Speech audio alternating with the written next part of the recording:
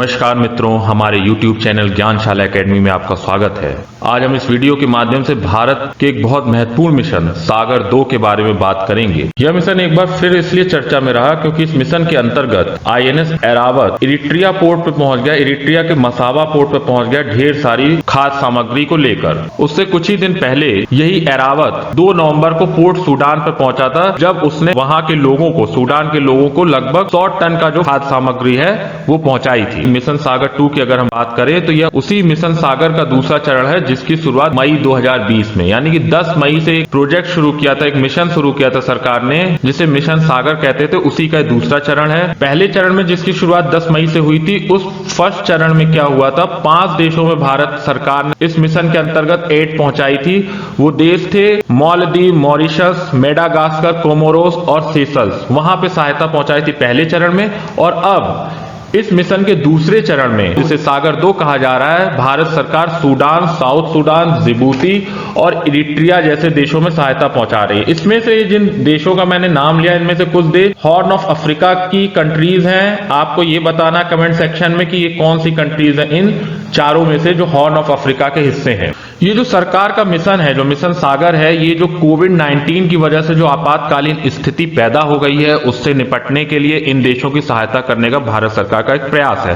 क्योंकि पहले चरण में जिन देशों की हमने बात की थी, लाइक मॉरिशस हो चाहे सेशल्स हो, वो सभी देश जो हैं उनकी जो इकोनॉमी है टूरिज्म पर डिपेंड करती है। और ऐसे में कोविड-19 के वक्त जब ज्यादातर देशों ने अपनी फ्लाइट्स आदि बंद कर ली हैं, तो ऐसे में इनकी इकोनॉमी पे जो जोरदार धक्का लगा है उसे आप समझ ही सकते हैं। तो ऐसे में उनकी मदद करना कितना आवश्यक हो जाता है। और वहीं जब इस बार जिन देशों की मदद की जा रही है, जैसे कि हमने बात की सूडान, साउथ सूडान, जिबूती या इरिट्रिया, ये सभी देश लो इनकम कंट्रीज हैं। और ऐसे में ह्यूमैनिटेरियन बेसिस पे जो कोविड-19 की वजह से इनकी आपात स्थिति पैदा हो गई है, इस तरह की मदद करना भारत सरकार की तरफ से लाजमी है, क्योंकि भारत इस तरह की मदद बढ़ चढ़कर करती रही है। एक्चुअली भारत IOC में अपने रोल को समझता है कि किसी भी आपात स्थिति में वो फर्स्ट रेस्पॉन्डर की भूमिका निभाता है, क्योंकि इस क्षेत्र में उसकी सेंट्रलाइज भूमिका है, यानी केंद्रीय भूमिका है। और ऐसे में वो अपनी इस भूमिका को बखूबी समझता है। और भारत ने अपनी इस भूमिका को पहले भी निभाया, चाहे वो 2004 की सुनामी हो या फिर मॉरिशस में आया हुआ जो जल संकट था, भारत ने अपने जल के कंटेनर भेजे थे।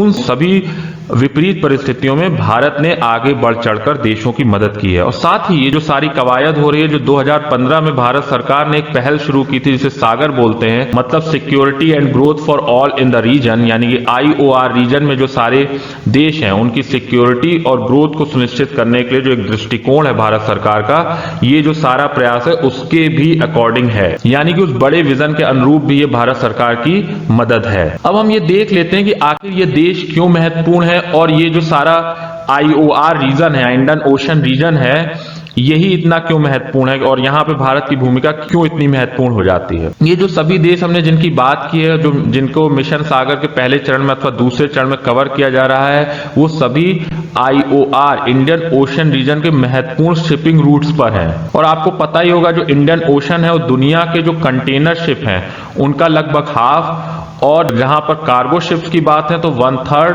और जहां तक ऑयल शिपमेंट की बात है तो दुनिया के लगभग 2/3 जो ऑयल शिप है वो इसी क्षेत्र से होकर गुजरते हैं। इसलिए ये जो सारा क्षेत्र है, जो सारा रूट है ये इंडियन ओशन का, जिसे सी लाइन ऑफ कम्युनिकेशन भी बोलते हैं, वो सबसे महत्वपूर्ण हो जाता है। तो ऐसे में इन देशों के साथ अच्छे संबंध बना के रखने से भारत को इस क्षेत्र में पेट्रोलिंग करना आसान हो जाती है, जिसकी वजह से ये SLOC को, यानी कि सी लाइन ऑफ कम्युनिकेशन को सिक्योर कर सकता है। ये कब है, ये जब पीस टाइम की बात हो रही है। जैसे आपको पता है कि नेवी के कई काम होते हैं, जैसे कि मिलिट्री काम हो या कॉन्स्टेबलरी, यानी कि जब शांति काल में आतंकवादी गतिविधियों या समुद्री डकैती आती से सुरक्षा करना, उसे कॉन्स्टेबलरी काम कहता है, जैसे पुलिसिंग टाइप का काम।